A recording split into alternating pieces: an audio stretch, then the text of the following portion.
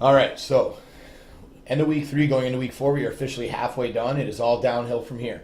Look forward to that. Understand, take some pride in the fact that you've made it 3 weeks, which means if you do what you've already done for 3 more weeks, you're done. You made it through the 6-week challenge. So let's look at it that way. Now, a couple big things that I want to go over is now that we've hit the halfway point, your body should really start to learn how to burn body fat, and you're going to start to see the results keep coming consistently every single week.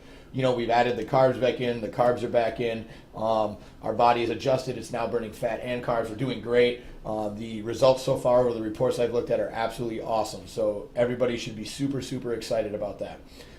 The big thing though that I wanted to address in this video is kind of what I touched on last week, and I told you it was going to happen, I told you you were going to do it, hoping that you wouldn't do it, and then some of you still did it. So the snacking and the mini cheats that interrupt you from having an okay week to having a great week. The people who didn't deviate at all, typically for the most part, had a fantastic week. I mean, there were some people who had an absolutely fantastic week.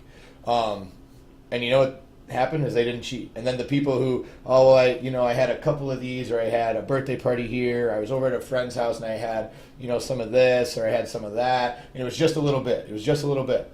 Well, those little bits add up.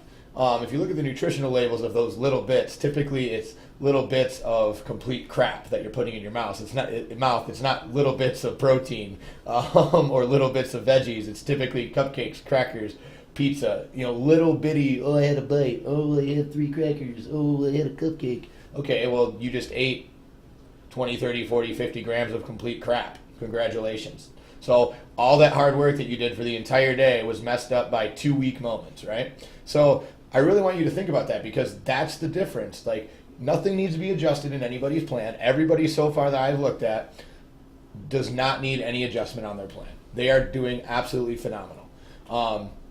The people that aren't doing as phenomenal as they think they should, that's where I really, it's a touchy subject for me, because typically I don't want to be blunt and rude, but your journey is your journey. Don't care about what anyone else is going through. It really doesn't matter, right? Someone else losing more weight than you is completely irrelevant, because they might weigh more than you, they might be younger than you, they might be older than you, they might be a different gender than you. It is completely irrelevant. It does not matter. Some people have a lot of body fat to lose. Some people do not, okay?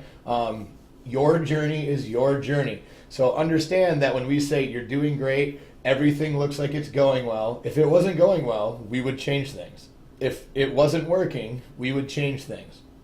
If for your height, your weight, your body size, your gender, your age, and we think you're doing good, trust us, we've done this before, you're doing fine. Stop worrying about other people. No one else is going to make you lose weight, okay? No one else's results is going to dictate how much weight you lose. Stick to the plan. You are doing absolutely awesome. And the other thing is, stop being short-sighted about stuff, right? So and I don't want to sound rude when I say that, but honestly, there's some people who, they're like, oh, well, I think I need my numbers adjusted. I don't think I'm losing well. It's like, well, if I had this up for 6 weeks, you would lose 18 pounds and 20 inches, or 20 pounds and 20 inches. Were literally 2 of the reports that I had where people thought they needed their macros adjusted. Over 6 weeks, they lose 20 and 20. That's ridiculously good. If you took that over the course of a year, 3 pounds a week, an average of 3 pounds a week, even 2 pounds a week, that's anywhere from 100 to 150 pounds in a year. Anybody on the planet would say that is phenomenal results. Stop looking at a week-to-week basis. Are you following your plan? Are you sticking to the list? Are you working hard when you work out? Are you going as hard as you can? Are you all in? If the answer is yes, the change will happen. I promise you, it happens every time. Every single time it happens. It happens every time. So stop looking at a 2 or 3 day period. Look over the course of the changes that you're making in your life and your lifestyle that are going to make you better over the course of the next 2 months, over the next 6 months, over the next year, to get you ultimately to where you want to be. It's amazing to me how many people just they hone in on one negative thing, and that's all they see, right? And I've been guilty of this too. So back when I used to make a lot of videos, I would go through and if I had a video that got 100 and something likes, right, and there was 2 dislikes, I would always focus on the dislikes instead of being like, oh man, this video really, really was popular. Or I'd go through the comments and there'd be 50 comments that were really, really good, and then there'd be one comment that was negative and called me a dipshit or whatever. Like, I would always focus on that one negative thing. So I had to constantly just take a step back and look at the big picture. Overall, how am I doing? Overall, did I make a little mistake here? Did I have a little cheat here? Did I have a little cheat here? Well, yeah. But overall, am I doing good? Can I correct some things to make it better going forward? Yes, absolutely. But look at the big picture. Stop looking at little bitty things. They are trivial. So that little bitty snack that you want to put in your mouth is trivial. Over the course of 6 weeks, to take the commitment that you've done and take the results that you've had so far and to just be okay with that instead of, okay, I'm halfway through, I can't wait to see what the end looks like. That's just the wrong mindset. You've got to be looking at it in the big picture and look how well you're doing and how far you've came from 3 weeks ago till now. Even look at how you feel. I've had so many people come up to me and be like, I feel stronger, I'm getting better at these exercises, I'm modifying less. All these things are progressive steps, right? And all these things are on their way to making you more healthy, functionally strong, burning more fat, building more muscle, feeling better, more confident. All that coincides with it. And it's only been 3 weeks. Imagine what 3 more weeks will do. Imagine where you'll be once you've said, I completed the 6-week challenge. You can put that on your trophy case. You can be like, hey, I've done it. I went all in. Yeah, I made some mistakes along the way, but I've done it. And that's something that you should really hold in high regard.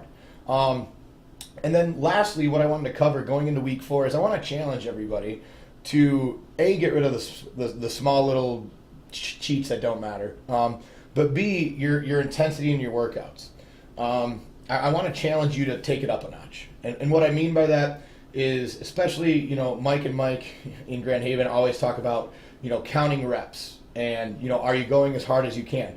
And every single set, the reason that we always talk about counting reps is because if you count reps and then the next set you try to hit that rep number, it will really keep your pace high and you will find out what selling out truly means. So if the first set of, let's say, push-ups, you get 20 push-ups, right? And you just busted them out and you're completely exhausted. Great. 12 seconds later, you're going to do it again. Or, in a minute when you come back to that exercise, your goal is to hit 20 again. And you go as hard as you can to hit that number again. That's what I want. So the first set, you're going as hard as you can. And then the second set, you're trying to match that. Now, obviously, there's some exercises that don't work that way, but you know what I mean. Challenge yourself when there's places you can challenge yourself to work as hard as you can.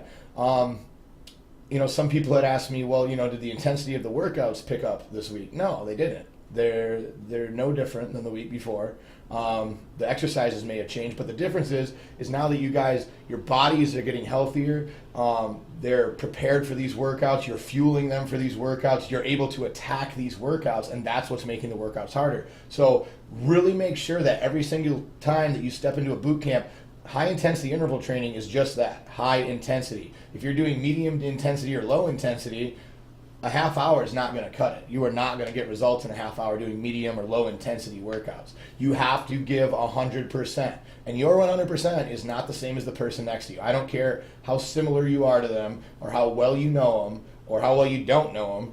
Their 100% is different than yours at every single exercise. So when I'm working out, and you'll see it, is typically this past week when I'm working out next to Aaron, so it's me versus him. I push myself to try to keep up with him because I'm not in boot camp shape like I used to be. So I have to push myself every set to try to keep up with him. There's some exercises that I'm just naturally better at, and there's some exercises that he just wipes the floor with me at. But I challenge myself to go as hard as I can every set, and then the next week I'm a little bit better, and the next week I'm a little bit better. So now that your bodies are really starting to rev up and you're really starting to get into this, I want you to really pick up the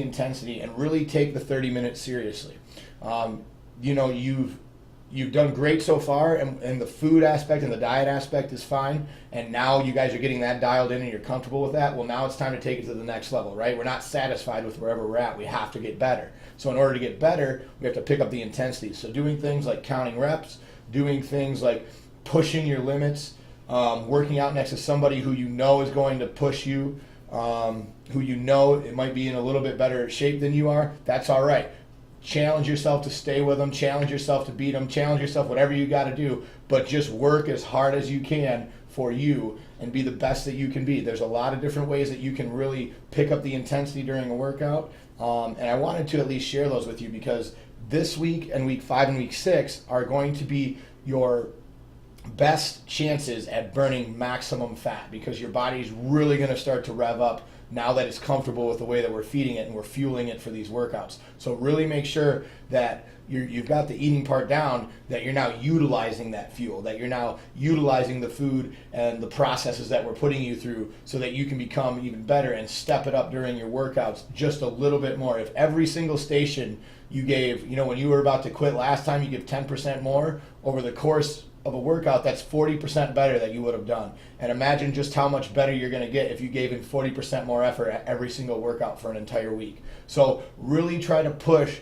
that last 10% when you want to give up, or that last 10% when you're tired and you don't want to move and you're like, oh, I could probably do one more, but that's good enough. It's not good enough. Let's try to aim for that extra rep, aim for that extra set, aim for that extra exercise, or that hold that plank that extra second, whatever it might be. Try to go as long as you can, and really when you're feeling like you're tired, you're feeling like you're done, buckle up for just a few more seconds and push, and let's really try to rev up the intensity of these last 3 weeks and make sure that we're making the most out of these next 3 weeks. It's going to be super, super important for us.